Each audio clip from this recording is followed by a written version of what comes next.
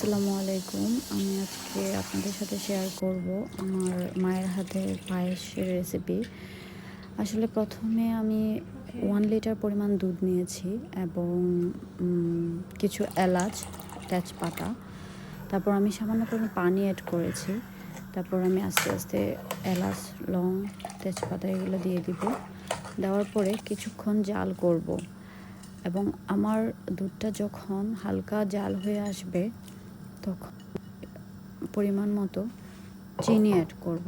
এখানে আপনারা যে যতটুকু পরিমাণ চিনি লাগে ততটুকুই ব্যবহার করতে পারেন, আপনারা যতটুকু পরিমাণ চিনি খাবেন।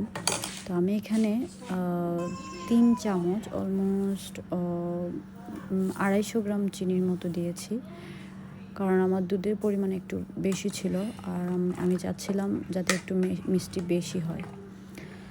তারপর আমি একটু ভালো করে নেড়ে চেড়ে দুধটা যখন ভালো করে একটু লাল লাল হয়ে আসবে, একটু লাল লাল হলে কি হয়, আপনার পায়েসের স্বাদটা বেড়ে যাবে।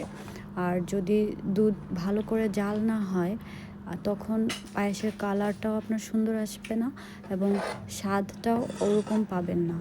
যখন পায়েসের দুধের কালার চলে আসবে তখনই আপনি পরিমাণ মতো সাগুদানা দিয়ে দেবেন। এখানে আমি 250 গ্রাম সাগুদানা দিয়েছি।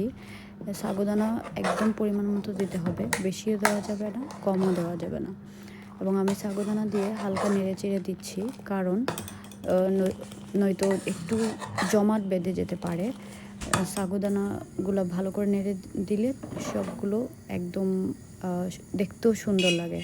তারপর আমি একটা তাওয়ার মাঝে কিছু আস্ত গোয়ামরি নিয়েছি, এগুলা ভেজে হালকা করে বেটে আমি অল্প করে দিয়ে দিলাম, কারণ বেশি দেওয়া যাবে না, নয়তো আপনার পায়েসের রং কালচে হয়ে যেতে পারে।